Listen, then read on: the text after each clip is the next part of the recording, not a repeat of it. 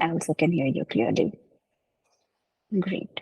Wonderful. Welcome, everyone. Welcome to this another wonderful open discussion on such an interesting topic today. And we are going to talk about energy blocks today and how these open discussions go, as a few new people have joined us today. So this is an open conversation. It's not going to be a one-way delivery call where, we are going to deliver something to you guys. So there's a little bit of explanation that I will do in the beginning, and then we will take it forward with our conversations, two-way conversations, right? So you guys feel free to raise your hand, share your experiences, ask your questions, share your understanding.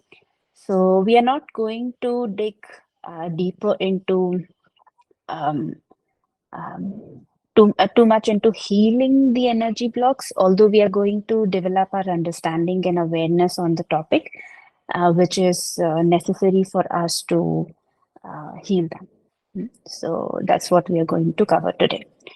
So as we begin talking about energetic blocks, so before we understand energetic blocks, we also need to have an understanding about our energy body. So we will keep it very simple in very layman terms. We will talk and understand this topic. We'll not get too much into details about, and intellectualizing the topic, because that's not the intention. The intention is to bring our understanding to it, which is enough for us so that we can go forward on healing these energy blocks. So now, as we talk about the energetic body, so uh, before we talk about energetic blocks, we also need to see that these reside in our energy body. And what is this energy body that we are talking about? So there are two basic kinds of bodies that we are usually more aware of, which is the physical body, right? Which is the physical sheath when we talk in terms of Panchkosha, the Annamaya Kosh that we talk about. There are total 5 koshas, right? Then after that comes Pranmaya Kosha, which is the energy body, which is the energy sheath. And then comes the Manmaya Kosha, which is the mental body. There are 2 others. So for today, we will not cover Vijnanmaya Kosha and Annamaya Kosha. We will talk about the basic 3. 2 of these we are usually very aware of, right? Because the intellect, the mental body that we connect with, because we understand things in terms of language, we understand things in terms of intellectualizing those things, and we eat food, we use this body all the time, we smell through it, we have the 5 senses through which we operate in the world. Along with these 5 senses, adding the mind and adding the mental body is something that we all usually connect with. We all are usually aware of this. Now comes the energetic body, which is kind of like, a subtle body. So if you put even your physical body under a microscope, all that you're going to see at the deepest core of it is that it is also created out of energy. So everything that we carry around this physical body, the sheath, the subtle sheath which covers it all around, which is there inside, outside, which is something, the sheath which is interacting with the outside world, the outer environment. That is an energy body. So we usually hear this term, which we call aura. So we very commonly use this term that, oh, this person has this kind of a vibe. Oh, this person has this kind of an aura. Just a moment, guys. I'm having a little bit of disturbance.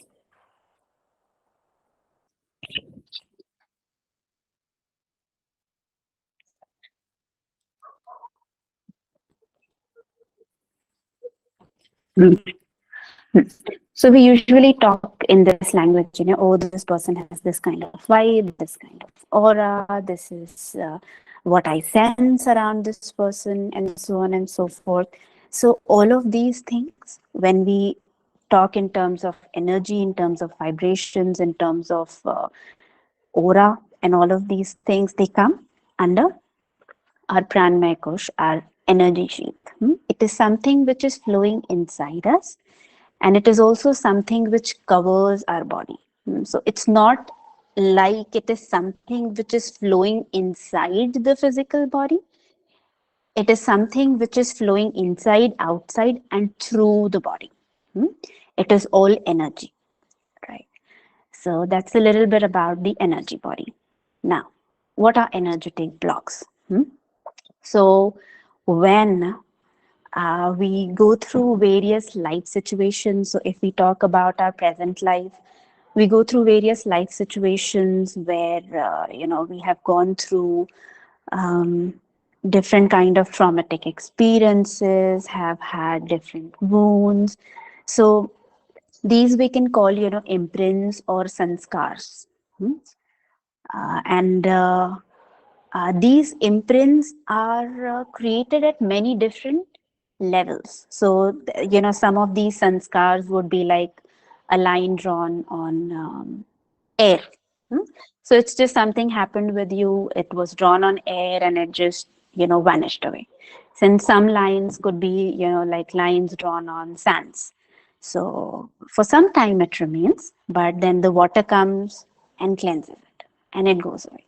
Then some lines are lines created on hard stuff, maybe a paper, maybe leather or something. So it takes a little bit extra time for them to dissolve off. And then there comes some of these sanskars or imprints, which are like imprints created on rocks. And these are something which are like really, really, really strong sanskars. That is about the present life, something that happens to us on the present life. So some of these imprints, when we talk about these, uh, because the energy body, mental body, and physical body, all of these bodies. So for the time being, we will not go deeper into the other two. We will talk about just these three. It is enough for the developing and understanding about this conversation. These all are interconnected.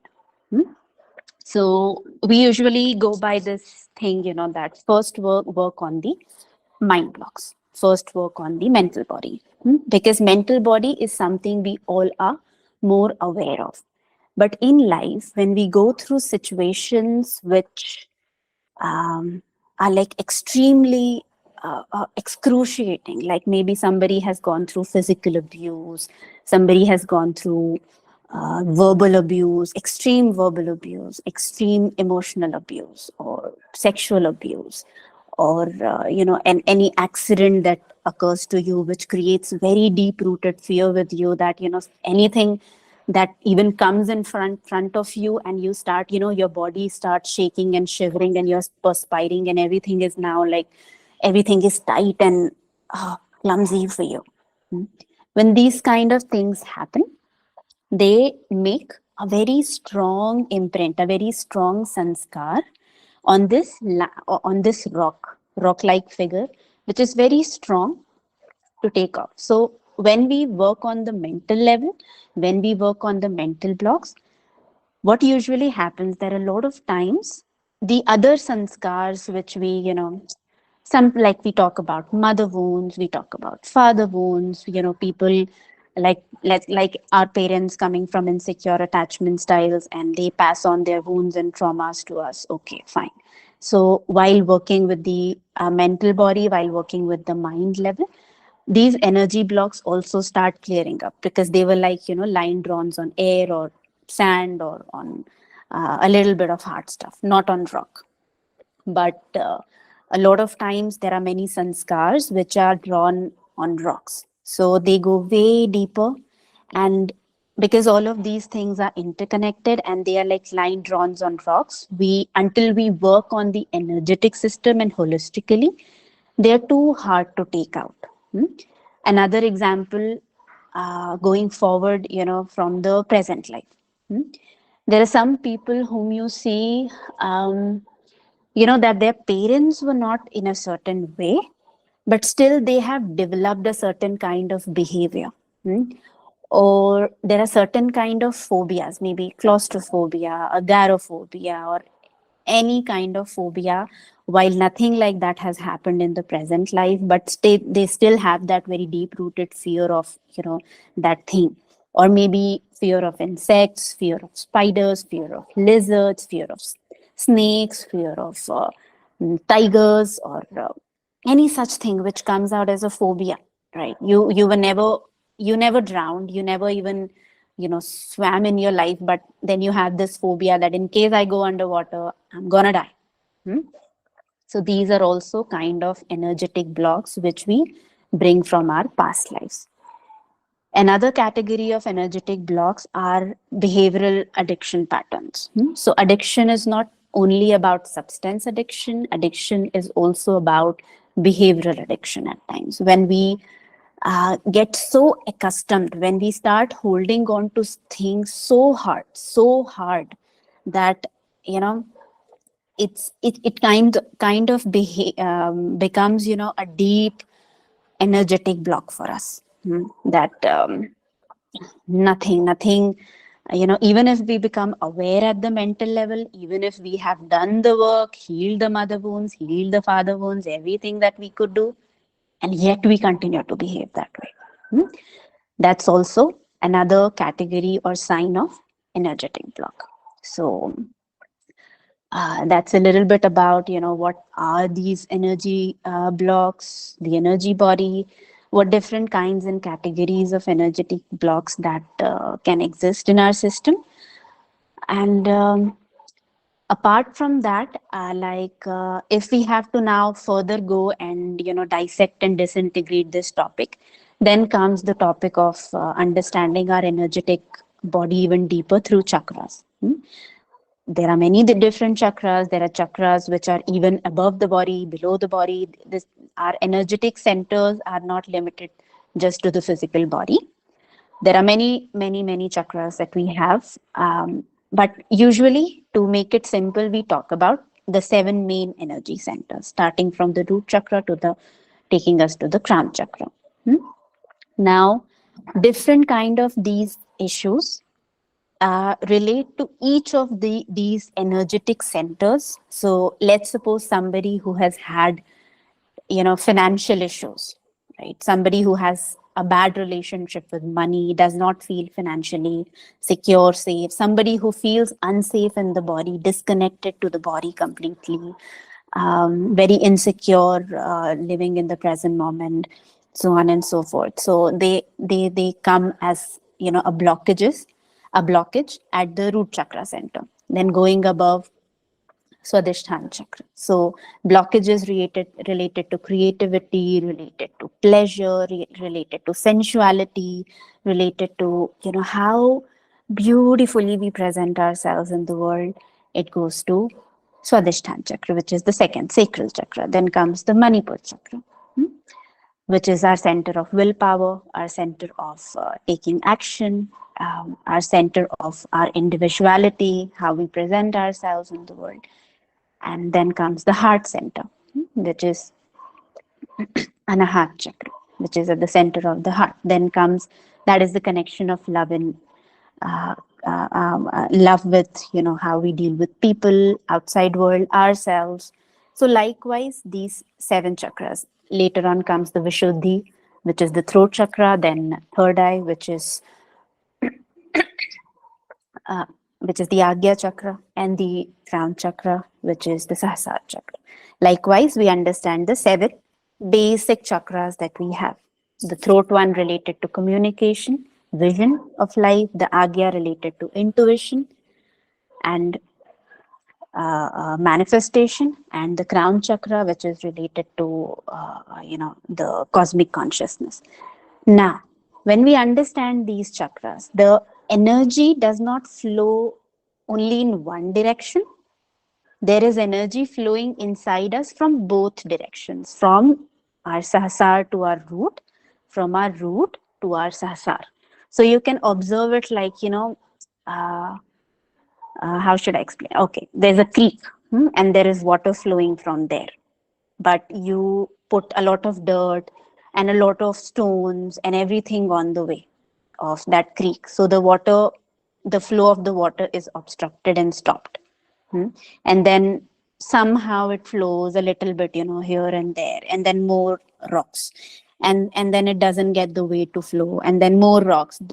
Very slowly, little bit here and there, it's getting to flow. Likewise, when these different kind of blockages stand in the different energetic centers that we have, what happens is basically from upside down and from downside up, the flow of energy in our energy body is obstructed. And the energy does not get a way to flow in your system. And now the energy does not get to flow. There could be different chakras which are, there could be more rocks somewhere. In some chakras, more rocks. In some chakras, less blocks are there. So it can be in different variations. Some could be, not active at all. Some are a little bit active somehow working. So of course, all of your chakras are active, because it wouldn't be possible for us to operate or live here. But there are blockages which are on the way, which does not allow us to use all of this, immense amount of energy that we have. These blockages don't allow us to use it to our highest potential. So that's why we continue to live small. We continue to live with the same fears and insecurities. We continue to live with the same conditioning, same pattern.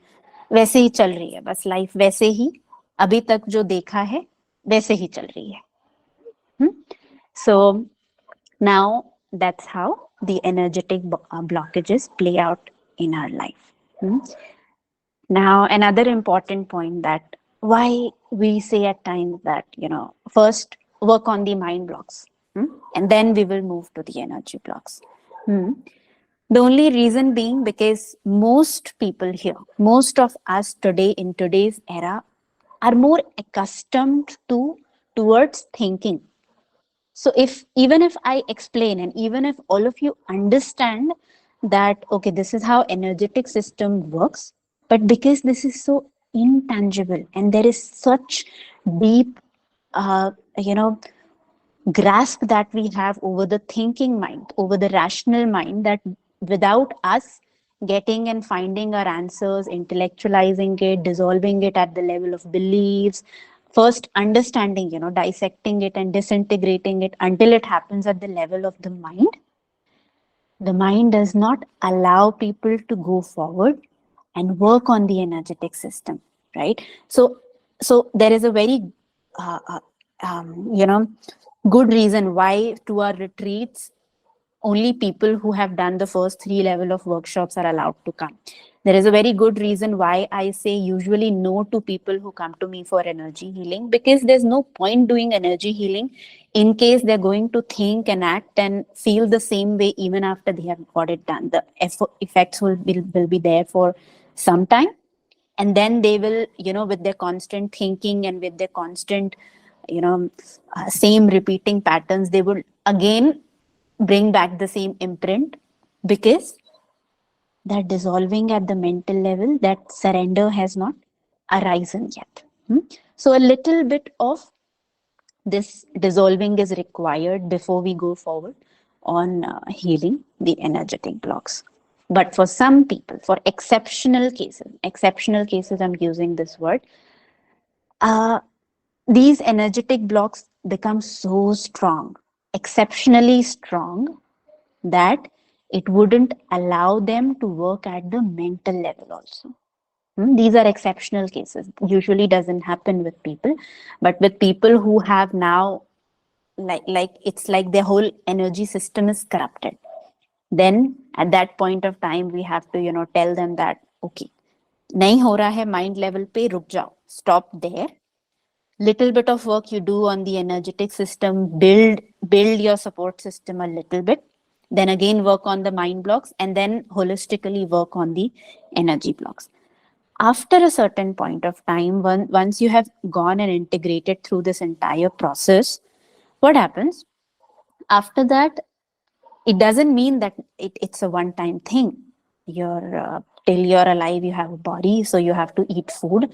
Till the time you are alive, you have a mind, you have to use your mind to get things done. Same like you have the energy. So it's like after doing a certain kind of work, you reach a space where you're very beautifully able to, integrate, because people will come in your life who will, obstruct your system. You are going to visit places. We all, because the energy is interacting with the entire world constantly, it is all an interconnected system. There is no way for you to distinguish your body from my body, regardless of where we are sitting. So at a surface level, it appears that you are sitting in a different place, have a different body. I'm sitting here, I have a different body, but it's interconnected. It's not different. We are made up of the same stuff, right? We are energetically all connected. Everything is connected to each other. So because this system travels throughout, a lot of times it would catch different things, or your past sanskars would come up. Hmm? Just same like, when we deal with mind blocks, we say that it is an iterative process. Likewise, working on your energetic blocks is also an iterative process. So it doesn't mean that you wash your let's suppose you have a utensil which has gone entirely black. Through the process of cleansing yourself, you bring it to a point where it has become like shining. After that, also, you have to use the utensil to cook your food. You cook your food, but now you wash it regularly. Hmm? So it's like an entire reservoir of, energy and resource that you have. You keep replenishing it, right? And now you keep replenishing it at a holistic level, and at the level of Anmay Kosh, at the level of Pranmay Kosh, at the level of Manmay Kosh. And then once we have reached that level, the other two koshas, hmm, they also start coming into picture, which is the Vigyanmay Kosh and Anandmay Kosh. Hmm. So that's how the whole process looks like. So that's why we, keep saying that these three workshops, healing mind till the level of healing mind blocks, they are fundamental, foundational, like literally foundational for people, because it's just the basic. We are just, touching the scratch, the necessary scratch, and without building a strong foundation, we will not be able to build a really strong house over it. So once you build the foundation, and then you start working on these system, and it's an expanding cycle of working on yourself, right? And that's why we say that we are multidimensional beings. We are exponentially multidimensionally growing. So it's not a limited journey. Healing your wounds and trauma is a limited journey. You expanding is not a limited journey. It's an infinite, eternal journey when we enter the field of energetic body, energy system. Okay, so I've spoken way too much. This was the something that I wanted to talk about this topic. Now over to you, Akarma. In case anything that I've missed, please catch up on that. No, I think you've covered it quite well. Can't think of anything to add more to this. So far, I think that's good. Let's hear from others. Neeta's hand is up.